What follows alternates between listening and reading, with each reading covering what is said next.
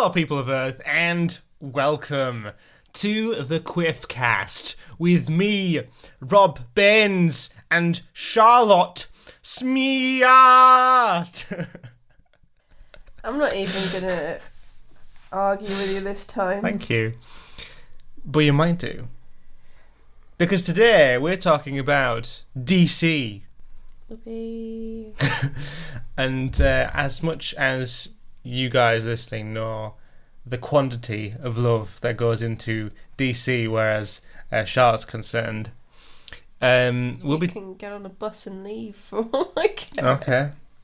Well, today we're going to talk about something a little bit different. It's not going to be just Batfleck. Your number one fave. Nope. We're going to be talking about the TV and DC Multiverse as a whole. Multiverse. Did I say Multiverse? It's because I had a burp sort of like brewing, and it was like Multiverse. Multiverse. Brown Younger. The TV film Multiverse. Okay. Which includes all of Charlotte's favourite DC films. No. All of Charlotte's favourite TV shows. And Lego. Oh no, I can get behind the Lego film. Okay, yeah. Yeah. Well, that was really good. But I think we'll start off because we need to establish some grounds with the DC cinematic universe. Okay. Now, there's been a few different types of DC films, haven't there, in different timelines and stuff. There's obviously the original like Dark Knight stuff. Yeah, that was really good. That was a trilogy, wasn't it? It was a trilogy. With Christian Bale. With Christian Bale as Batman. As the Batman. Sorry, we just watched Tommy Wiseau be the Joker on. He kept saying Batman. Where's the Batman? Where's the Batman? Does sound like just Stewie there. Where's the Batman? But yeah, there's those films. I haven't actually watched those in quite a while, but I know they're very, very good. I could quite happily put one on the TV and just watch it. Yeah, they're very standalone. They don't. I think wasn't the whole reason that Christian Bale didn't want to get furtherly involved was because they were turning it into like their intentions were to turn it into I don't know sort of multiverse stuff. Like with Superman or no. I honestly don't know. I think that might have been the reason why he didn't want to get too involved in it, because of the whole getting the Justice League involved and everything. I think that's probably one of the reasons, and that's why Batfleck took over. I think. Yeah, woohoo! Good casting choice. Good casting choice, and as he says in interviews, he is Batman. He's not. So yeah, I think my favourite one of those three films was Dark Knight. That was the best film, yes. I like Dark Knight Rises. I like Batman Begins. Yeah. But the Dark Knight had a fantastic story, and Heath Ledger was the best Joker. Mm-hmm. But I do like Anne Hathaway as Catwoman in the Dark Knight Rises. Yeah. I forgot about that. She was really good. And Ben was good as well. But I think story wise, yeah, the Dark Knight definitely is the bestest. And Two-Face. They did fit a lot of different characters into those films, didn't they? Really. Yeah, they did. I mean, they had Bane, even though it didn't look like Bane. They had it's an Arrow now. What was it? That's my stomach. What was? Oh, what's his name? I know who you mean as well. In Batman Begins. Yeah.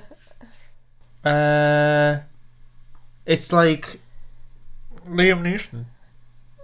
Let's just say Liam Neeson. Liam Neeson is now in Arrow. Ra's al Ghul. Ra's al Ghul, yeah. That one. And he's more involved in the Arrow in the TV universe. Except it's not Liam Neeson.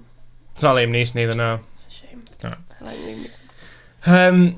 But yeah, there's that, and then there's the thing they're building up now, Justice League, the whole things with like Man of Steel. I think Man of Steel was probably you could probably say Man of Steel was the first of that sort of thing. Because all the things connect to that, like Batman vs Superman had heavy references to Man of Steel. Wonder Woman. Yeah. Really, I really like Wonder Woman. That was quite a good standalone film as well, to be honest. It didn't. Yeah, it was good, but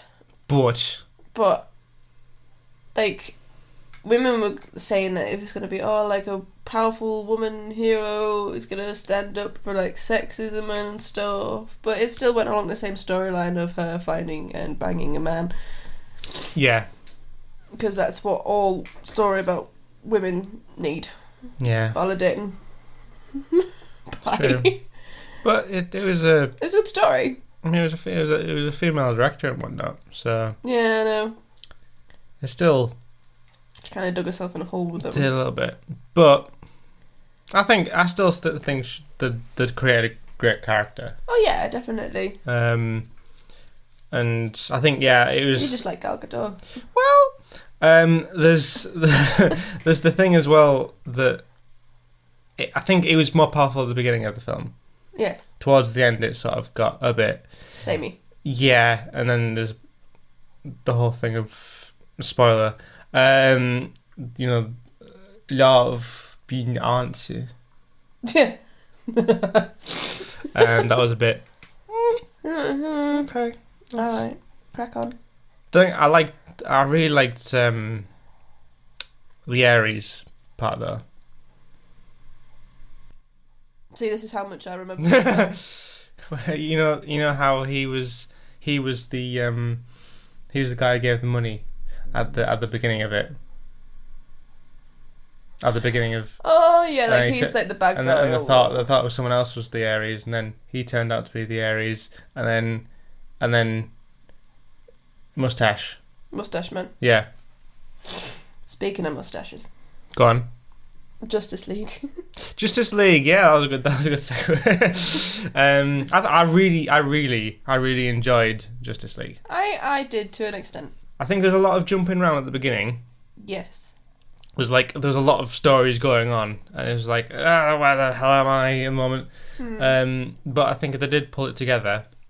And I absolutely loved all of Superman's parts in it. Yeah. Except, I don't think the mustache was that noticeable. I didn't notice it until you pointed it out.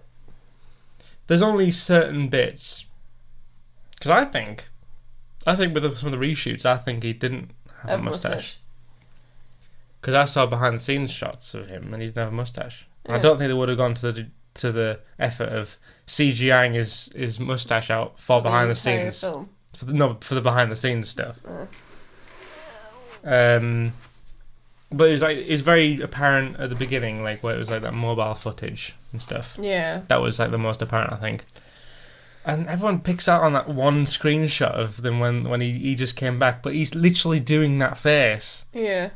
He's literally doing a stupid face. So, but that was my favourite scene in Justice League. The whole Superman's confused scene. Yeah. That was my favourite scene. I'm sorry, but Lois Lane can just suck a brick for all I care. She really annoys me. Well... Really annoys me. Well... Then you could get stuck in a well and no one would have to say... What? That was part of Batman vs Superman when she gets stuck in that well. Oh, yeah. Yeah. For like no apparent reason. Because she's trying to do something. She's trying to help. She's trying to help. But really... She made things worse. You just made things a whole lot worse, Lois. To an already bad film. But my favourite part was that scene, purely because... Of what, the Flash? The Flash bit. That was amazing. I absolutely loved the Flash part when... It's just when Superman's eyes went... I was like, what the hell? Just... No, that was quite funny. That was so funny. I loved that scene so much. He was a very awkward character. The guy who played the Flash. Let's discuss that. Flash in the Justice League versus the Flash in the Flash. What do you think? I like the Flash TV show because he's more of an established character in that. Yeah. So, to be honest, coming along and playing the Flash in a movie with an already established DC TV show with someone playing the Flash, I think he's done a pretty good job. There was a big controversy of like saying, asking people in the TV show, in the TV universe, are you going to be playing the Flash in the Justice League, or are you going to be playing the Arrow in Justice League and whatnot? And I think people were sort of expecting that, but then again, it's a totally different ballgame. There's a different Superman in Supergirl. Yeah. All the characters are different, and it doesn't connect.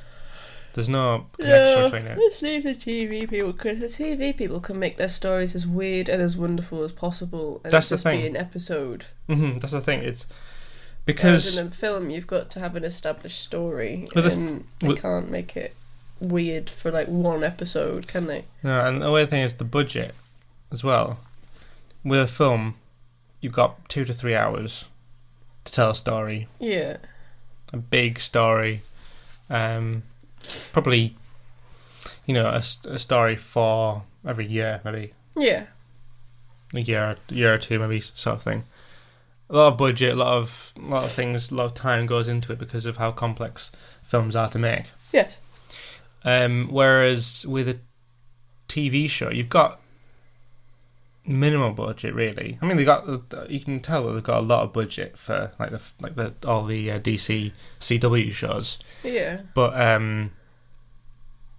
But they use the budget very, very wisely, and it's surprising how quick they can turn out an episode, from start to finish.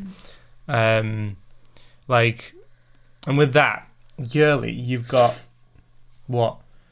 About 23 hours worth of content. Yeah. Because not exactly 23, but especially with CW, they've got intertwining shows. They've got 4 shows going on at the moment. Yeah. Maybe 5, I think. Because they've just introduced Black Lightning into it. Yeah.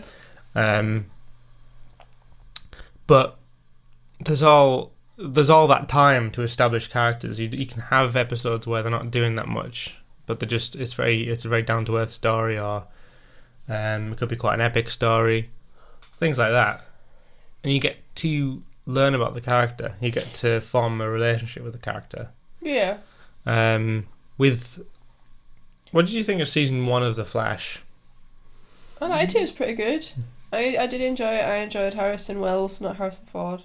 Harrison Wells as being the bad guy. He was really good. I did see it coming though, because I watched one of the last episodes first. Oh, did you? Yeah. I said it because I was here and you were watching it. I was like, oh, why is he standing up? Alright, yeah. Alright, yeah. You haven't watched the beginning bit, so I knew what was coming. But I thought it was really. I think it was really well done. Like how he was trying to build up him to try and get himself home. I thought that was really good. I think Flash is so well done. I thought season 1 was really good. Season 2 was good. Yeah. Season 3, good as well. They all have their great moments. Yeah. I think season 1 is still very high up. Yeah. Because I actually love Barry learning about his powers and him being very unaware. Yeah, in each episode he was like, oh, I can't do it, and I'm not fast enough. I'm not fast enough. It's like, oh, shut up, please. But it was, to be fair, it was like that for 3 seasons. Yeah. He wasn't fast enough for 3 seasons. No. But I love season 4 so far because it's so clever. I haven't seen all of it.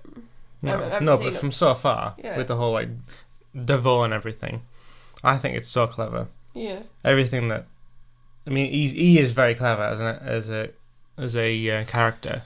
It's very cleverly written. And every time every time Devore does something smarty, smarty, you literally like, oh, you. Yeah.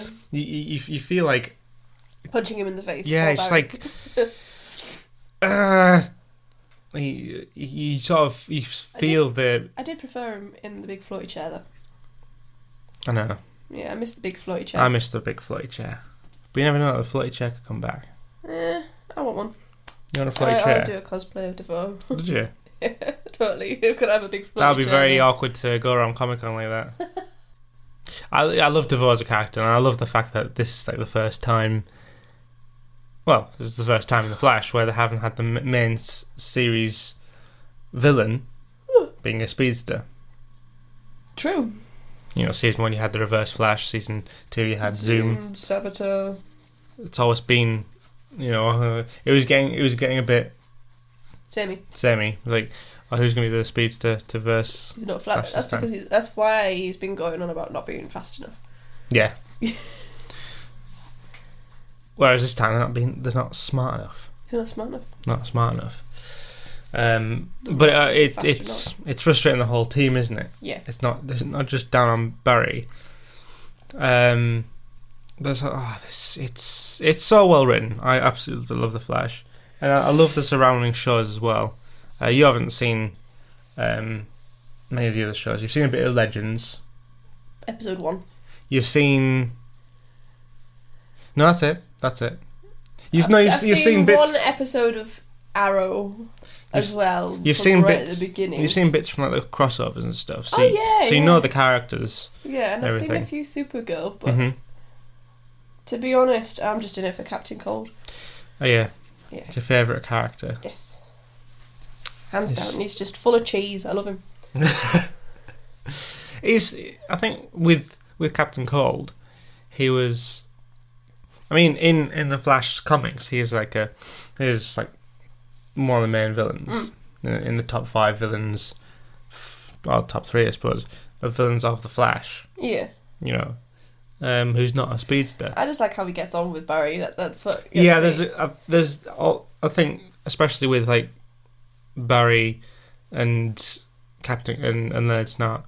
There's a dynamic between them because they're like frenemies. Yeah, it's the typical. There's not been a character like him since. He's very. That has to be my favourite episode. Is the one where they have to save Leonard's sister from their dad, and Barry has to work with. Barry has to work with him. That's one of my favourite episodes. Is it? Yes. Just because you saw a bit of dynamic, like cooperative. Yeah, they worked together, and he was still an idiot. And there's a bit of that in like the last Flash he was in, where he got Barry took him out of the timeline. Yes. And then he helped him get good. that power thing. That was really good as well. With King Shark. Yes. I love all that. That's one thing about the Flash is there's so many pop culture references. It's ridiculous. References, you know, in dialogue or just in cinematic sort of looks and whatnot. But I'll speak about Arrow, Supergirl, and Legends for a little bit. The Arrow was the first one. They all started with Arrow. Yes. I really wanted to watch that when it first came out. But I never got the chance because it was always on a TV show that we weren't subscribed to. Right. So wasn't it on Sky Atlantic or something like that to begin with? I don't know. It's on Sky One now. I don't know what it was on then. But no, it was Arrow run for a few seasons before the Flash was involved. There was a bit. What I loved about watching Arrow was the fact that there's a lot of great characters that you see in all these future things now, but you saw Barry as Barry. Yeah. So he wasn't a speedster. He was in a few episodes. I mean, it was clearly him. It was clearly establishing the character. Yeah. So that when he had his TV show, that you were aware of the character anyway. But I love the dynamic between Oliver and Barry as well. What's great about the TV shows is That's why I like these TV shows. Is every character has their own story arc. Yeah. All of them have got something going on. There's so many great relationships between characters, and they're written so well that you do form an attachment with these characters. So when something does happen to them, you are kind of Flash, for example, is just literally you. I've not cried so much at a TV show than I have done with The Flash, because there's so many emotional moments in The Flash. Always has something to do with Iris. It always has something to do with Iris, but there's like when at the end of season 1 where he went back to see his mother. Oh, yeah. That was very hard hitting. No, that didn't make me cry. that made me cry. You're just a big soft heart, that's why. And his dad. Oh no, his dad did make me cry. Because that was just a kick in the teeth. That one.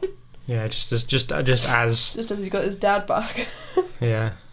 I think I like the fact that we've spent a good 3/4 of this Quiffcast episode talking about the Flash TV show. Yeah. It's my favourite one. Yeah. And it's your favourite one because that's the one you watch. It's what I watch. Legends is good, but you say you wouldn't watch that. No, the first episode was just too stupid for words. Well, yeah, because we're introducing everyone. And yeah, I know, but the way that they got them, it's like, you've been brought here today to become legends under this big spaceship in the middle of nowhere by Rory. That'll just get better though. I can imagine it gets better because that first episode was horrible. Because nothing happened. Nothing did happen. It was just them stood in a circle contemplating why they've been brought together. Oh, it's because we're forgettable, that kind of thing. It's just like... Imagine how difficult it is to introduce a full team of heroes in like 40 minutes. Not bringing them together in a circle and going, by the way, you're the legends of tomorrow. Today. you have to watch it. Because your man's in there. He is. I watched the episode where he died. Yeah. So you know that's coming. I know he's died. Because it's referenced in all the TV shows. in all the Flash ones. And they talk about the crossover. In the crossover. I don't think I watched Legends at that point. And I said I should say, what happened? Where's Snart? Oh, he's gone. Oh, okay. I was expecting to see. Okay, I didn't really know about that, but okay, that's Atom brought the news to me that way. That's fine. But I do like Legends. I think if I was going to rate the CW shows, I'd say Flash is top. Yeah. Legends is second. Right. So I like the time travel stuff, and it does get mad, and it's really funny, and I just do like Legends. Then it's probably Arrow. Yeah. And then Supergirl. Not Supergirl's really good, but I think it only gets only picks up in its second season. Yeah. Because in the first season it wasn't made by CW, then CW took it over in season 2. Yeah. So you can tell the difference though in quality. Mm. The first season seemed a lot like it was a lot more girly in season 1. Like that's what put me off watching it. As in like, our relationship stuff and thing, and they weren't really concentrating on the superhero element or the story element. Yeah. It was pretty much. I like him, but I like him. No, the sort of typical American. Yeah. Oh, but he's with her now, but I've got superpowers, so I can smash her brains in. Yeah. Yeah. Yeah. So there's a lot of things like that, but I think in season 2 it does pick up, and there's a lot more. There's a lot more story, I think. Yeah. I do like that about Supergirl now. it is getting better. Yeah. And it's getting up to the level of all these other shows. Yeah. And the great thing I like about them is the crossover elements. Yes. The fact that they can cross over. They just appear in each other's TV shows. Yeah, and it's seamless. Yeah. You know, even if it's just like a subtle reference, like Barry picks up a newspaper, just says, "Oh, Oliver's mayor now." Or if it's just a full blown crossover, I just love every aspect of it. And that's why I'm so involved with it. Okay. I'm sure you will be as well at some point when if you I was get it. to catch up with everything. Yeah.